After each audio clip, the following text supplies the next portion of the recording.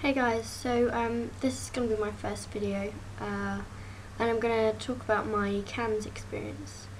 Yeah, I don't really know where to start really. I'm 17 and I was referred to CAMHS about 3.5 years ago now, and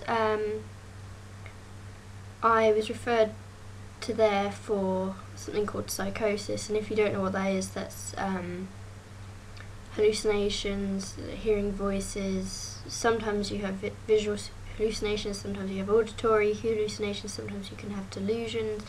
Basically, psychosis can cover a lot of things. You can feel paranoid and kind of yeah, anyway, I apologise for what I look like. I've been meaning to do this video for a while, and I've wanted to kind of give my own experience, but I just haven't got around to it. And basically, I was referred there and I saw a psychologist for a year, and yeah, but I think it was just under a year, or it might have just been over a year, I can't remember. But I then started to get referred to places. I got referred to a place called Early Intervention Team, and I saw a caseworker and a psychiatrist, which I didn't actually know was a psychiatrist until about 2 weeks ago, so you know. And that was kind of, it was good to start with, and then it was one of those things that kind of just became the same thing every single time I went, and it was kind of very similar to what I was having from my psychologist. So it wasn't overly helpful in a way. I had to kind of persuade them, actually my counsellor had to persuade them really, to put me on medication. So I was put on medication and I hated the side effects. Although it was helping drown out some of the hallucinations and delusions, it wasn't helping my mood or helping how I felt. It was a tablet called risperidone, and it's an antipsychotic. It's an atypical antipsychotic, and basically every morning I got up, I'd fall over because it made me so drowsy, because I was quite underweight at the time. And yeah, it kept, every time I tried to stand up in the morning, I'd kind of just tumble over, because although I was awake, I was so out of it and drowsy, I couldn't stand up properly. So I didn't like the side effects, and throughout the day I felt very zombie-like, and I felt like I had no emotions and I couldn't feel anything, and it made me get quite frustrated. Which is really annoying, because I didn't want to have the negative side of this medication. I wanted there to be positives. I mean, the positives were that they were helping drown out some of the hallucinations and some of the delusions. Obviously they're not going to take out all of them, but they did help in a way. So I did all that, and I say a lot, so apologies. Basically, I left their team, well, I stopped taking the medication after, I think it was 2 or 3 months, and then I started taking it on and off. So I'd take it one day, then not another day, and then I'd take it very randomly, which made things a lot worse for me. So in the end I said, okay, I'm not going to take it anymore, because I hate the side effects and it's not making me feel any better now, it's making me feel worse. And I'd rather feel things. I'd rather feel scared, or feel alone, or feel depressed, or I'd rather feel those feelings than just feel like you have complete emptiness. It's not a nice feeling. So they said that was fine, and they said in the end it was down to me if I wanted to take it or not, and I could still take it if I wanted to, if I felt the need to. I still have the tablets in a box upstairs, I just don't take them. So after a year and a half, just over a year and a half, I left that team but stayed with my psychologist who worked with me through CAMHS. So at that point, things through my eating got really bad, but they were already quite bad before. They probably started to get more severe last year in sort of, I guess, June, July time. They started to get quite powerful for me, and the feelings, and I stopped eating, and I couldn't focus on anything, and we kind of worked out in the end that the fact that I didn't feel in control of my psychosis, that was my way of controlling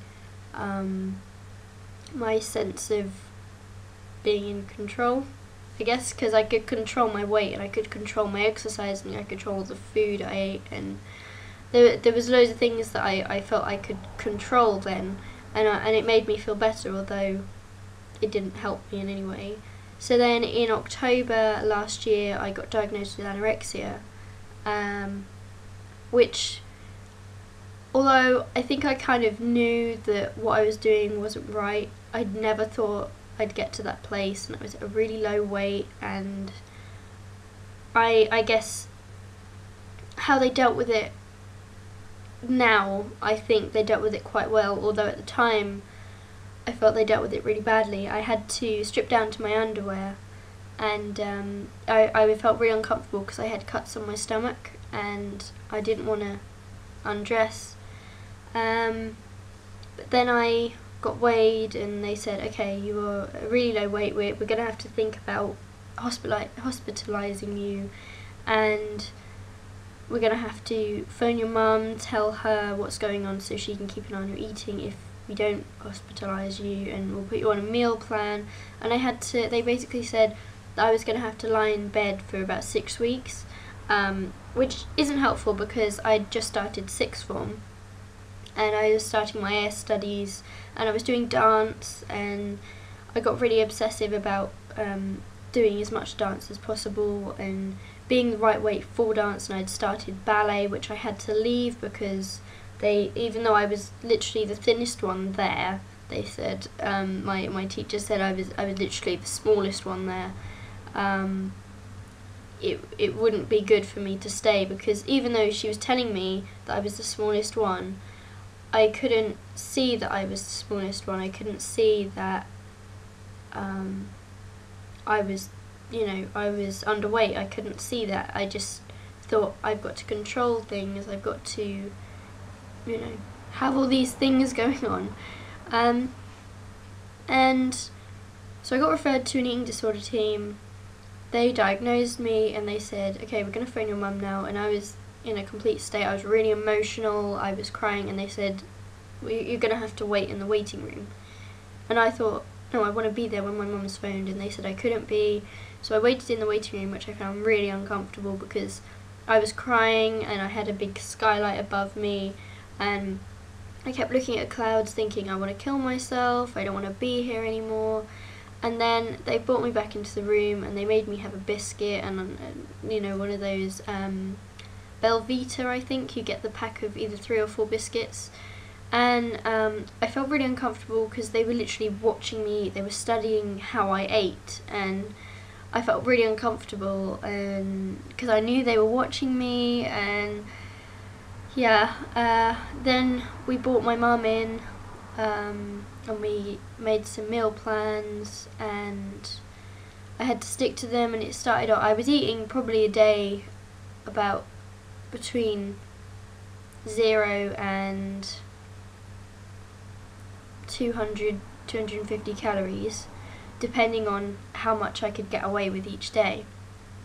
So then they put me straight onto a meal plan of 500 calories, but my stomach couldn't deal with that, but I just kind of went with it.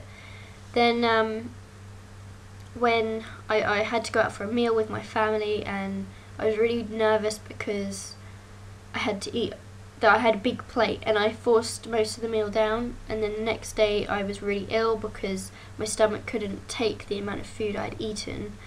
and I ended up being very sick, and I had really painful stomach cramps, and the doctors thought it was appendicitis, which it wasn't. It was just the fact that I hadn't eaten for so long, that especially in that amount, my body was like, what the hell are you doing? So then I couldn't eat for 3 days because my stomach was going, no, I'm not going to take any food.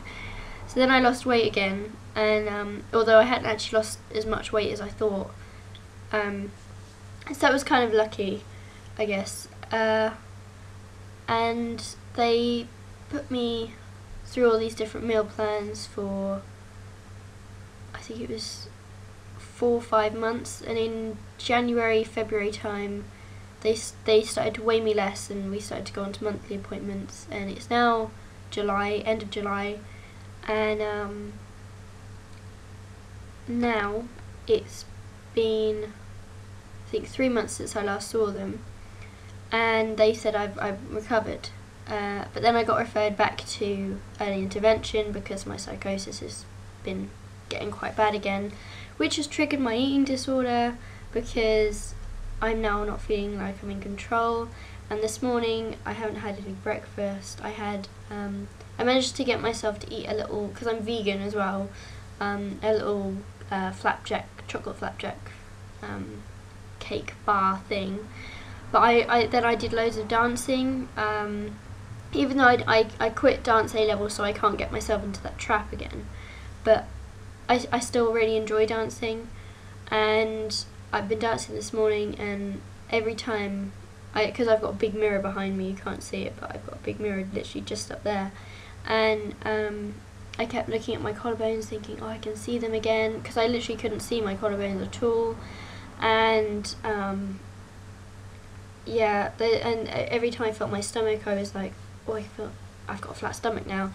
And I know I've lost weight, but I was weighed last week, no, 2 weeks ago I was weighed, and I know I'd lost weight, but I was actually a highest weight than I've ever been before, so I must have been even higher weight than that before I was weighed.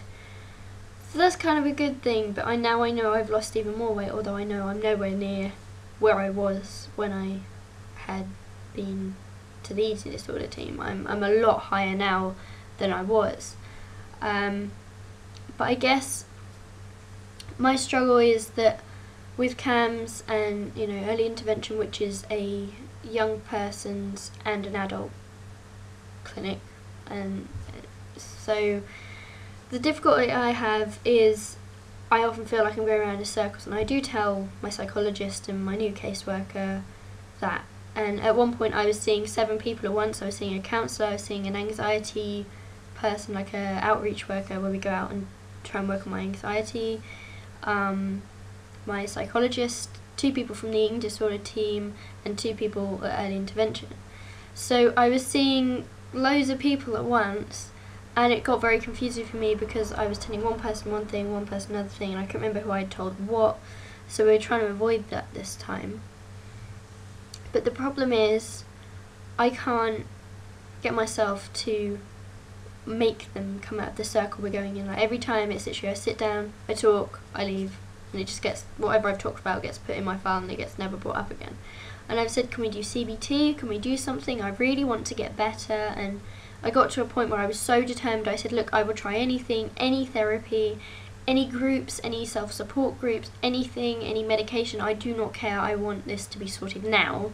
And I was so up for it, and now I'm kind of slipping back, and I don't feel that they've helped me as much as they could. As I said, I've been going there for about 3.5 years now.